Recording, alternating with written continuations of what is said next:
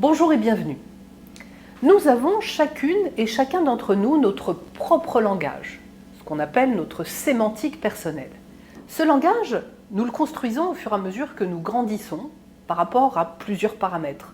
Nos valeurs, notre culture, notre éducation, notre dominante sensorielle. Comme vous le savez, nous sommes équipés de 5 sens et là aussi, au fur et à mesure que l'on grandit, on va en privilégier un plutôt qu'un autre, voire deux. Et notre dominante sensorielle va considérablement influencer la façon dont nous allons communiquer aussi bien avec nous-mêmes qu'avec les autres. Une personne dont la dominante sensorielle est visuelle, par exemple, dira des mots tels que « je vois, c'est clair, c'est net, je vois ce que tu veux dire »,« vision en un clin d'œil »,« perspective »,« tour d'horizon ». Quelqu'un d'auditif dira « j'entends bien, je t'écoute, ça me parle »,« échanger »,« rythme »,« au diapason ».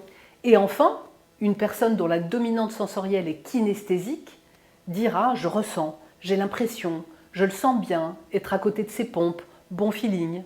Donc à partir du moment où je parviens à identifier la dominante sensorielle de mon interlocuteur, il est ensuite très aisé de lui dire les mots qui vont lui faire du bien, et c'est d'ailleurs un excellent outil en matière commerciale. Également, notre langage, les mots que je vais choisir pour communiquer, sont influencés par la perception que nous avons de nous-mêmes.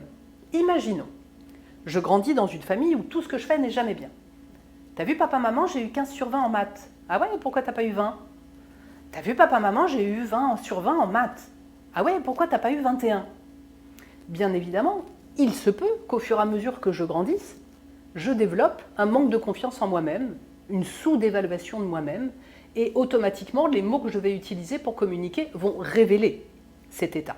En conséquence, vous voyez que les mots que nous utilisons ne sont pas des mots par hasard. Tout ceci nous amène aux travaux de Taibi Kahler, qui est un psychologue américain, qui nous explique que, encore une fois, au fur et à mesure que l'on a grandi, on a reçu tout un tas de messages, explicites bien évidemment, mais surtout des messages implicites. Alors que ce soit de la part de papa, maman, tonton, tata, institution, c'est pas le sujet aujourd'hui. Et que l'on s'est construit par rapport à ces messages que l'on a reçus. Et ces messages ont fait plus ou moins de dégâts.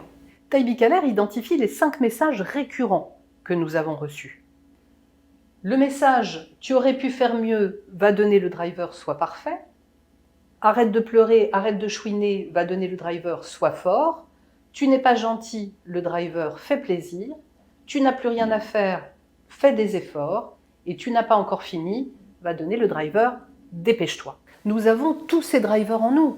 Alors bien sûr, il n'est pas négatif de vouloir bien faire les choses, de montrer à l'autre qu'on est suffisamment costaud, de faire plaisir, de faire les choses avec un minimum d'effort et en temps imparti. La problématique n'est pas là.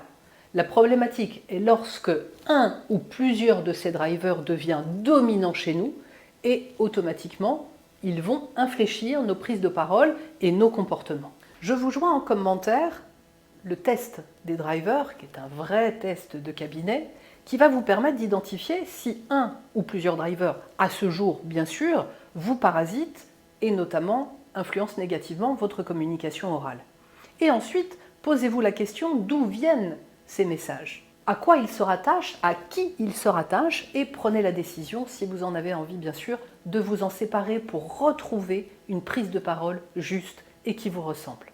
Le driver « dépêche-toi », les symptômes « je ne vais pas pouvoir terminer, je dois faire vite, j'ai l'impression de perdre mon temps, je dois accélérer le rythme ».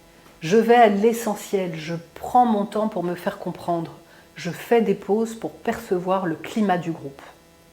Le driver « sois fort ». Il faut que je leur montre que je suis un battant, que j'ai une parfaite maîtrise de mon sujet, je ne dois pas montrer mes émotions. Je ne cherche pas à en imposer, j'évite de vouloir à tout prix asseoir mon autorité, je commence par accepter mes émotions. Le driver fait des efforts. La réussite se gagne à la force du poignet. Je serre les dents, j'essaie de me dépasser, je dois y arriver. Je place la barre à ma hauteur.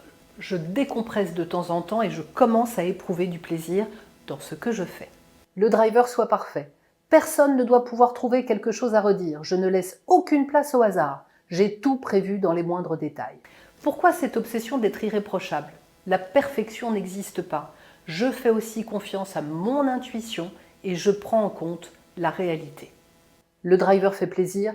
J'ai besoin qu'on m'aime. Je veux plaire aux autres. Je veux que tout le monde soit content de moi. Je gomme les conflits. On ne peut pas plaire à tout le monde. Je suis d'abord en accord avec mes idées et mes convictions, et les conflits, s'ils sont bien traités, peuvent aussi être extrêmement positifs. Vous avez aimé cette vidéo? Pensez à vous abonner pour être informé des prochains contenus Amicalement Vôtre.